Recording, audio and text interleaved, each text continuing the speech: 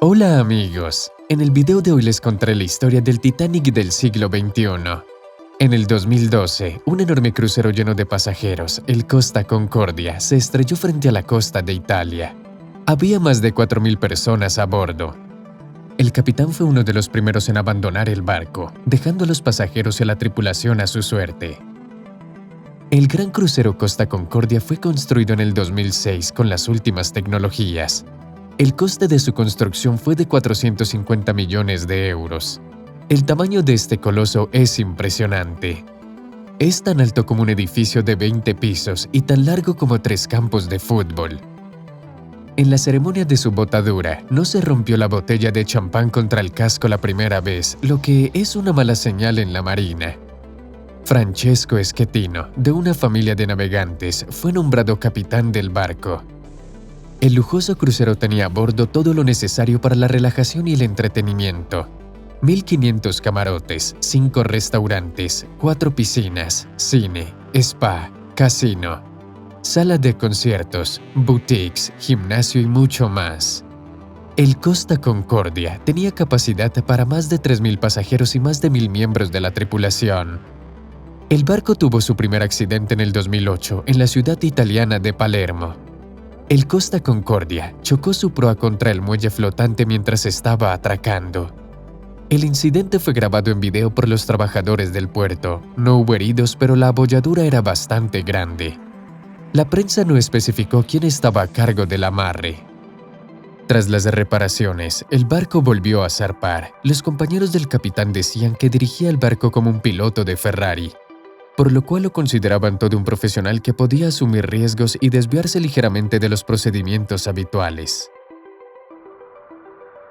En el año 2012, el 13 de enero, el Costa Concordia se embarcó en un viaje por el Mediterráneo con escalas en 7 ciudades europeas. Había más de 3.000 pasajeros de todo el mundo a bordo y alrededor de 1.000 miembros de la tripulación. El barco viajaba desde la ciudad italiana de Civitavecchia a Sovana. Hacia el anochecer, el capitán decidió desviarse para pasar cerca de la isla de Giglio, ya sea para impresionar a los pasajeros o para saludar a alguien en tierra con la sirena. Ya lo había hecho antes, al menos 3 veces. Tras desconectar el sistema de protección del barco y navegando a la vista, Francesco Schettino se acercó demasiado a la orilla y demasiado rápido. Al darse cuenta del peligro, le ordenó al timonel que girara a la derecha por el gigantesco barco. Bajo la influencia del viento lateral maniobró con demasiada lentitud y terminó estrellándose contra una roca que estaba debajo del mar. El impacto provocó un agujero de 53 metros en la parte inferior del lado izquierdo y 4 compartimientos comenzaron a llenarse rápidamente de agua.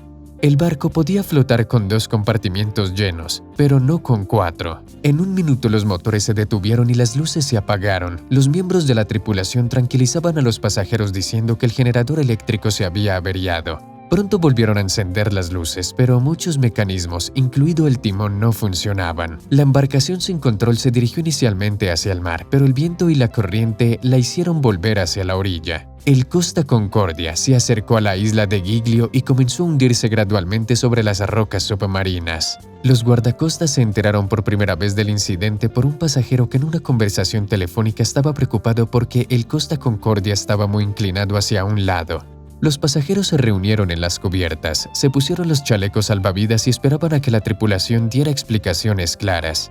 El capitán permaneció en silencio durante mucho tiempo y no pidió ayuda, probablemente debido a su evaluación de la magnitud de los daños. La orden de evacuación no se dio hasta una hora después del impacto, cuando ya era evidente que el buque se estaba hundiendo. Cuando los barcos y helicópteros de rescate se dirigieron al lugar de accidente, el pánico ya se había desatado a bordo. La gente corría hacia los botes salvavidas, sin ninguna prioridad. Era como un sálvese quien pueda. Incluso hubieron informes de que los primeros en ser rescatados fueron los miembros de la tripulación. Algunos pasajeros saltaron por la borda y nadaron hasta la orilla, que se encontraba a 50 metros del barco que se hundía. Pero esto no ocurrió sin daños físicos o psicológicos. El capitán Francesco Schettino fue uno de los primeros en abandonar el Costa Concordia.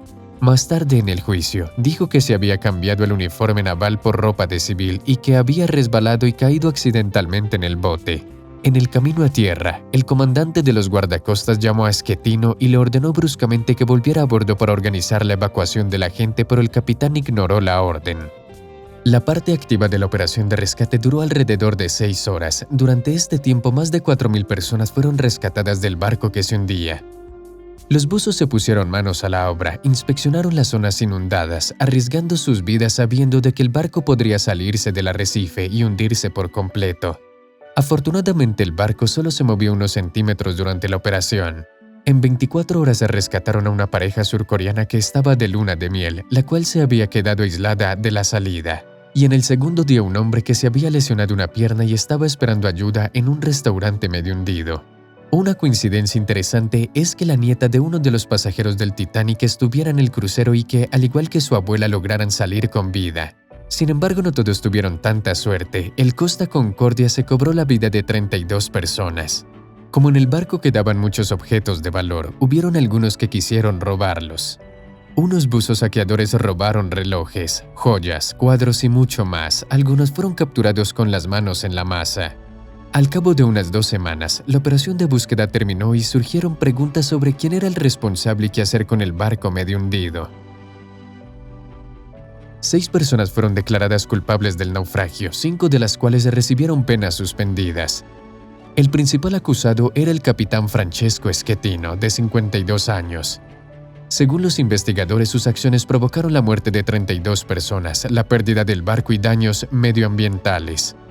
La huida del capitán en una lancha antes de que se completara la evacuación general no hizo más que agravar la condena. Como resultado, Francesco Schettino recibió 16 años de prisión. Nunca se declaró culpable, alegando los errores del timonel, que siguió las órdenes con retraso o que incluso las confundió por completo. A medida que se desarrollaba el caso, salieron a la luz interesantes detalles de la fatídica noche. Resultó que en el momento de la colisión, por invitación de Schettino, había personas ajenas al puente de mando, incluida su amante secreta Dominique Chemortin. Se dice que las principales causas del accidente fueron la desviación del rumbo seguro, una barrera lingüística entre el capitán y el timonel y la presencia de personas no autorizadas en el puente de mando. La prensa italiana convirtió a Francesco Schettino en el hombre más odiado del país, llamándolo Capitán Cobarde. Inmediatamente después del naufragio, se colocaron barreras alrededor del Costa Concordia para evitar un gran vertido de petróleo. Pronto se bombeó el combustible de los tanques y se iniciaron los preparativos para levantar el barco. Este proyecto único tardó más de 2 años en completarse. En el 2014, mediante cables de acero y tanques con agua unidos en los laterales del crucero, lograron enderezarlo, remolcarlo al puerto y lo desguazaron en el 2017. Estos trabajos costaron más de 1.000 millones de euros. La empresa naviera pagó 11.000 euros a cada uno de los pasajeros como indemnización. Según algunas estimaciones, los daños totales del naufragio triplicaron el valor del propio barco. Por cierto, la pérdida del crucero que estaba asegurado no afectó mucho a las operaciones de la empresa propietaria de los buques, Costa Crociere.